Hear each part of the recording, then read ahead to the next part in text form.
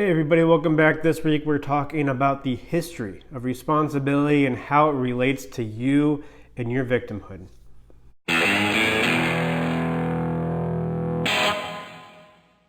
Responsibility is a pretty important topic in psychology because our view of responsibility is a reflection of our view of psychology. You can tell a lot about what somebody thinks of psychology.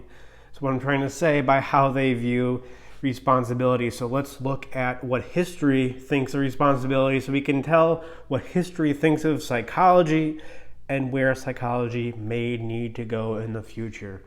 I mean, the first iteration, I guess you could think of responsibility is no thought about it whatsoever. I mean, back in the Bronze Age and even in the Iron Age, depending on which part of the world you were in, society was very hierarchical, anti-equality, anti-egalitarian.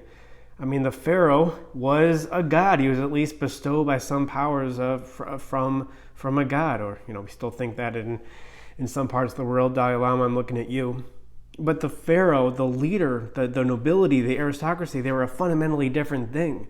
So that there was no responsibility to take. If you weren't in the nobility, if you weren't successful, it was because you weren't. What was there to think about? And I think this is reflected somewhat in Stoicism.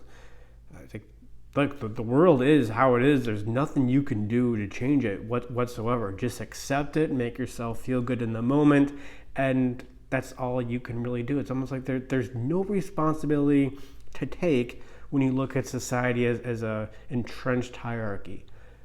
I mean, but this went past the Bronze Age and Iron Age. I mean, into the Middle Ages. I mean, until the Enlightenment, until the Renaissance. I mean, Richard the Lionhearted. We really thought that he had the heart of a lion. Why was he the leader? Because he literally had the heart of a lion. It wasn't until, the Renaissance and the Enlightenment until we started opening up bodies and going, wait, his heart looks like my heart. Well, why is he the leader and I'm not, So that was our first iteration of responsibility, is really no view of it whatsoever. Then the Judeo-Christian revolution comes in and places responsibility, in a sense, in another world. Well, look at Caesar. He has all these skills, all this political savvy, but is he really cultivating his soul for the eternal life? He's only after worldly material pleasures and power and political power. That doesn't mean anything in the true reality of the afterlife. So the responsibility is taken away from this world and placed in another world, again indicating something about the Judeo-Christian psychology of turn away from this world and look to another world. Distract yourself from all you're going through here and now in order to fabricate this this world in the future that you're going to go to when you die. So take care of your soul now. If you don't have any skill, if you're not smart, if you're not good looking, if you don't have manners or social decorum or political savvy, don't worry about it. Just pray a lot and you're going to go to another world where it's going to matter a lot. And then the Enlightenment brought the responsibility. It disabused a lot what was going on in religion. Not that I think all religion is wrong. I do think there is something helpful there, but maybe the idea of you do good here and you go to a literal heaven isn't that helpful. So the Renaissance and Enlightenment took a lot of religion's power away, so we took the responsibility back. Where else could it go? If you took it away from heaven and we're not living in a hierarchical, anti-egalitarian society anymore, the responsibility comes back to the here and now. It is uncomfortable. It is very uncomfortable, and I think this is why the Marxist revolution, I don't just mean the political revolution, but the psychological revolution of where is responsibility now?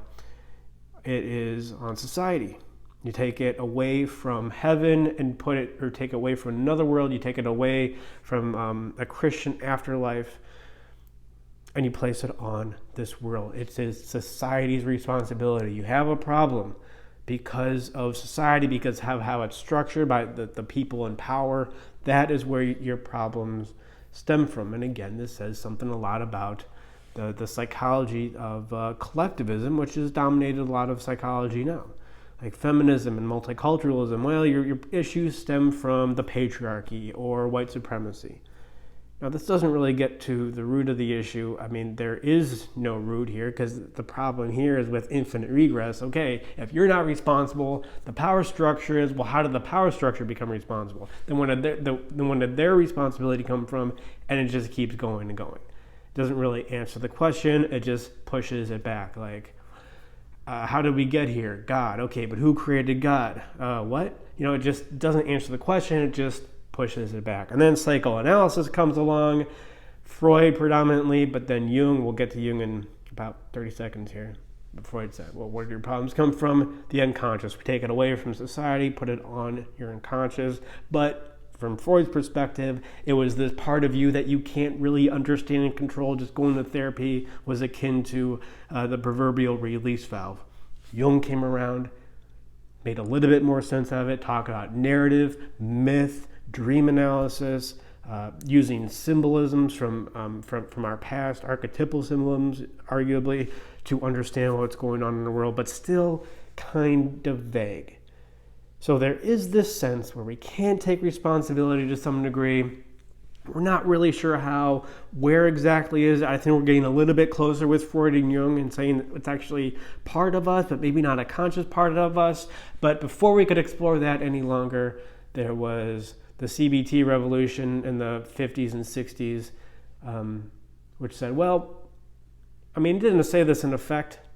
No, it didn't say this explicitly, but in effect they said, well, look, it just makes more sense to take responsibility for yourself. Even if maybe it could be society, maybe it could be your unconscious, maybe it could be the Christian heaven. It just makes more sense to take responsibility for yourself. So it's responsibility without reason. It's responsibility without based on anything.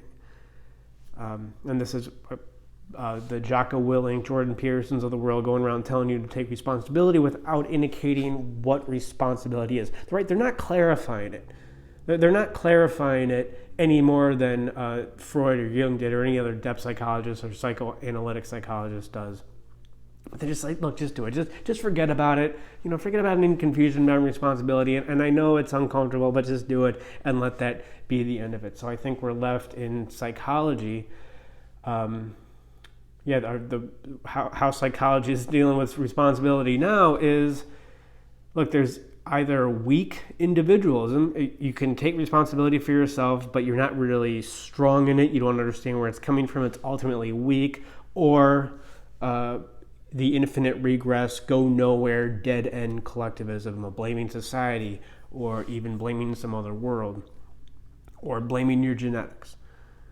So the solution is in some kind of deeper understanding of our unconscious, what Freud and Jung were getting at, but maybe a more specific explanation of responsibility, where it comes from. And I think the only way to do this, of course, is what we do here at Animus Empire, is deconstruct your emotions, what exactly responsibility comes from, how it comes from a specific decision that you make with your anxiety, and how the lack of responsibility is again a specific decision that you make with your anxiety. So now it's not about whether you take responsibility or blame responsibility on somebody else, or put it on some other world, or blame the hierarchy.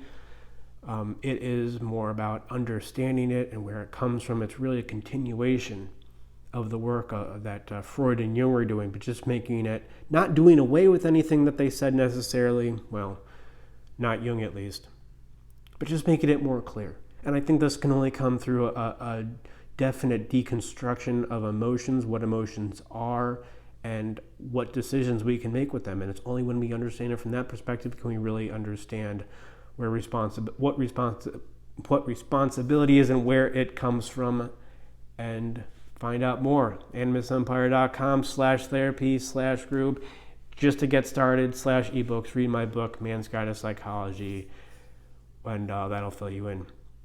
Thank you guys for watching. Please like and subscribe. And remember, responsibility isn't really something to be blamed or taken. Rather, it's something to be understood.